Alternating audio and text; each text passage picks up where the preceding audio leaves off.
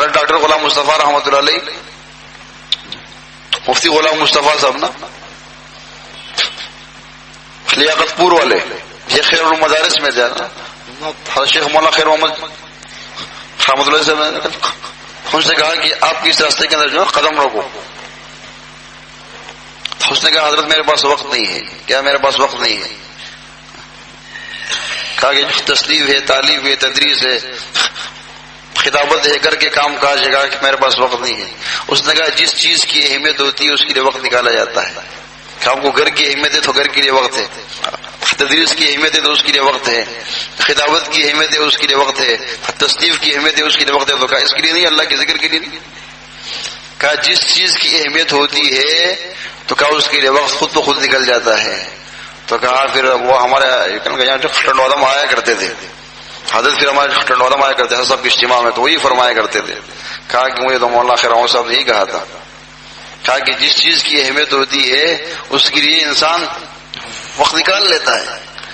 تو کہا یہ کوئی نہ کہے کہ بھائی میں یہ کرتا ہوں ہمارے پاس وقت نہیں ہے. اگر دنیا کے کام کے لیے وقت ہے تو اللہ کی یاد کے لیے وقت نہیں. تو سب سے پہلے اس چیز کی اہمیت دل میں بیٹھاؤ. جب اس چیز کی اہمیت دل میں بیٹھ جائے گی تو وقت خود بخود نکل جائے گا. تو وقت خود بخود نکل جائے گا. حضرت شاہ فضل علی قریشی رحمۃ اللہ نے کتنی محنت کی کہ نہیں. مولانا عبد الغفور مدنی رحمۃ اللہ علیہ ان کی اس میں ہے کہ حضرت جنید بغدادی رحمۃ اللہ علیہ کے ایک سالک نے ان سے کہا کہ حضرت جنید بغدادی کیسی شخصیت ہے؟ اس نے کہا کہ وہ ایسی شخصیت تھی کہ ان کے اوپر اگر کسی کی نگاہ پڑ جاتی تو کہا ایسا اثر ہوتا کہ اس بندے کے اوپر رشد و ہدایت کی وہ کھل جاتے، چشمے کھل جاتے اس کے اوپر، دریا کھل جاتے اس کے اوپر. اس نے کہا اچھا، کہ ایسے تو حضور علیہ السلام کے ساتھ بھی نہیں ہو. کہ حضور علیہ السلام کو تو کئی لوگوں نے دیکھا ہے، کئی نگاہ علیہ السلام کی اوپر پڑا، لیکن کسی کے اوپر تو جو. اس نے کہا کہ ابو جہل نے جو حضور علیہ السلام کو دیکھا ہے وہ یتیم بچے کی نگاہ سے دیکھا ہے، وہ یتیم بچے کی نگاہ سے دیکھا ہے.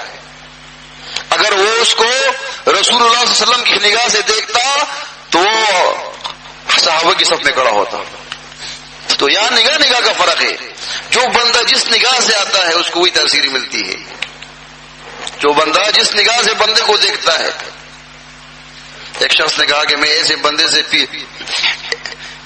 سے میں بیعت ہوں گا کہ جو سید بھی ہو. کیا ہو؟ جو سید بھی ہو، سادات بھی ہو، اور مالدار بھی ہو.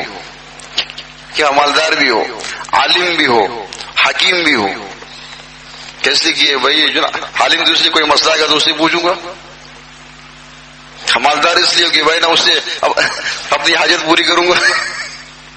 اب سادات تو ویسے ہی اونچا خاندان ہے. اور حکیم اس لیے اگر میرے جسم میں کوئی بیماری ہوگی تو اس کے سامنے پیش کروں گا، وہ علاج بھی کرے گا.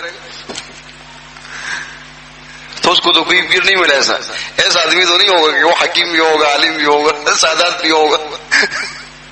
تو کہا کہ ایک دن جب اس کو کوئی ایسا آدمی نہیں ملا، ایسا پیر اس کو نہیں ملا، تو اس نے کہا چلو آج صبح جو بھی بندہ آئے گا نا اس سے میں بیعت کروں گا. آج فجر کے بعد جو بندہ مجھے ملے گا نا پہلے اس سے میں اپنا اصلاحی تعلق قائم کروں گا. اور جب وہ گھر سے باہر نکلا تو پہلا آدمی جو نکلا وہ چور تھا. کیا تھا؟ چور آ رہا تھا. اس نے کہا حضرت مجھے بیعت کرے. اس نے کہا بھائی میں چور ہوں، ڈاکو ہوں، میں تو چوریاں کرتا ہوں. اس نے کہا نہیں. اس نے کہا وہ حضرت کے انکساری بہت ہے. کیا ہے؟ عاجزی انکساری بہت ہے. کہا بس اب تو اور نہ اعتقاد پڑ گیا. اس نے کہا اب تو پاؤں پڑ گیا. کہا نہیں اب تو مجھے بیعت کرو. کیا کرو؟ اب تو اس نے کہا نہیں. اس نے کہا بھائی میں چور ہوں، میں چوری کے لیے جا رہا ہوں. اچھا اس نے جب دیکھا کہ یہ نہیں مان رہا اس نے کہا تم ایسا کرو سجدے میں پڑ جاؤ. جب تک میں نہ ہوں تم سجدہ کرو. نہ اللہ کے سامنے کیا کرو، سجدہ ریز ہو جاؤ. اللہ کے سامنے سجدہ ریز ہو جاؤ. اب وہ چور چلا گیا اپنے چوری کرنے کے لیے، سجدے میں پڑا ہوا ہے. لیکن دیکھو اگر طلب اگر دل میں ہوگی تو اللہ پاک ہدایت دیں گے. بس طلب لے کے آؤ. ہمارے ایسا فرمایا کرتے تھے کراچی سے کچھ ساتھی گئے. اس نے کہا حضرت ہم آپ کے لیے کیا لے کے آئے کراچی سے؟ اس نے کہا 2 چیزیں لے کے آؤ. کیا چیزیں؟ 2 چیزیں لے کے آؤ. اس نے کہا کون سی؟ اس نے کہا ایک طلب کیا اور ایک تڑپ. طلب اور تڑپ. کہ اگر یہ 2 چیزیں لے کے آؤ گے تو کہا کہ تمہیں ہر نعمت مل جائے گی، اللہ تک پہنچ جاؤ گے. اگر یہ 2 چیزیں تمہارے پاس نہیں ہوں گی تو ویسے آتے رہو گے. تو طلب بھی ہو اور تڑپ بھی ہو. کیا ہو؟ طلب بھی ہو بندے میں اور تڑپ اس کے اندر کیا ہو؟ شدت ہو اس طلب میں کہ مجھے اللہ مل جائے، اللہ کی معرفت نصیب ہو جائے،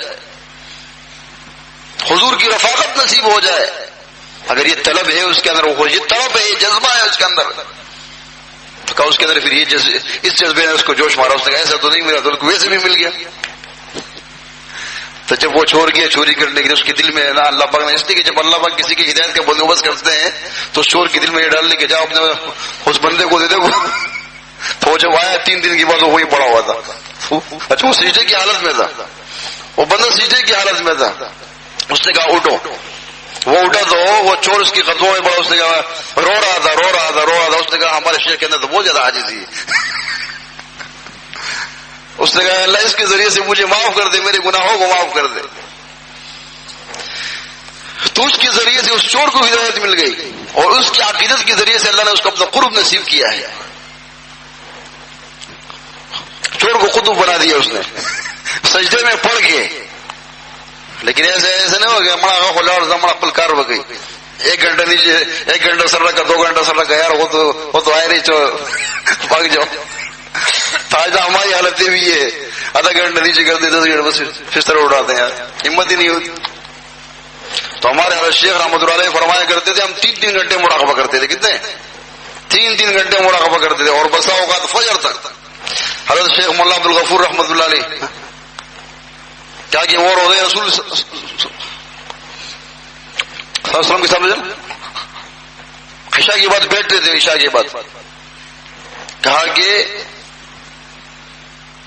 تو ان کو ایسی حضوری ہوتی تھی کہ حضور علیہ السلام فرمایا کرتے تھے کہ عبد الغفور میرے قریب ہو جائیے، میرے قریب ہو جائیے، یہاں تک کہ تہجد کی اذان ہو جاتی ہے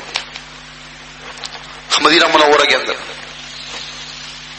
ایسی حضوری اور ایسی محبت. پھر وہ ہستی جب وہ اس دنیا سے گئی مدینہ منورہ کے اندر، جب ان کا انتقال ہوا تو ڈاکٹروں نے کہا اس کا دل تو کام کر، اس کا دل تو حرکت کر رہا ہے، کیسے اس کا انتقال تو نہیں ہوا. حضرت عبداللہ رحمۃ اللہ علیہ فرمایا کرتے تھے یہ دل کیسے مر سکتا ہے جس نے لاکھوں دلوں کو زندہ کیا ہے، جس نے لاکھوں دلوں کو زندہ کیا، یہ دل کیسے مر سکتا ہے. تو کہا کہ جب ان کو قبر میں اتار رہے تھے کہ ان کی دل حرکت کر رہا تھا.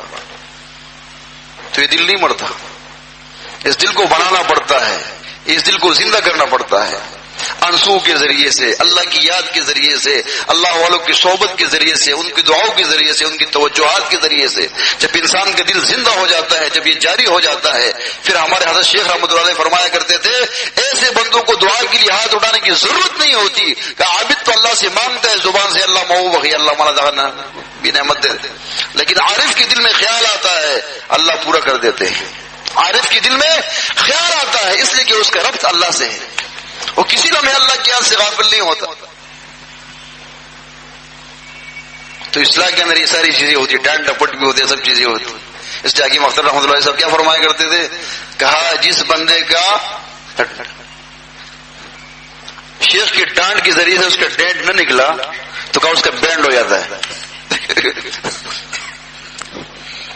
کیا ہو جاتا ہے؟ اگر کسی غلطی میں اس کو اگر ڈانٹ دیا، اس ڈانٹ کے ذریعے سے اس کا ڈینٹ نہ نکلا، اس کی وہ کمی دور نہیں ہوئی، تو کہا کہ وہ گاڑی پھر کہاں جاتی ہے؟ کباڑ میں جاتی ہے. اگر ڈینٹر اس کا ڈینٹ نہ نکالے تو پھر کہاں جائے گی؟ کسی کو تو کام کی نہیں ہے نا. تو اگر ڈانٹ کے ذریعے سے ڈینٹ نہ نکلا تو کہا اس کا بینڈ ہو جاتا ہے. صحیح ہے.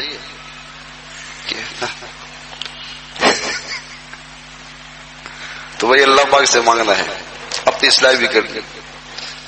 انسان کو اپنی اصلاح کی فکر ہو. جب انسان اپنی اصلاح کی فکر کرتا ہے تو اللہ پاک ہر قدم پر اپنی معیت اس کو نصیب فرماتے ہیں، اپنے حفظ و امان میں اس کو لے لیتے، شیطان کے حوالے نہیں کرتے. اللہ پاک ہمیں عمل کرنے کی توفیق نصیب فرمائے.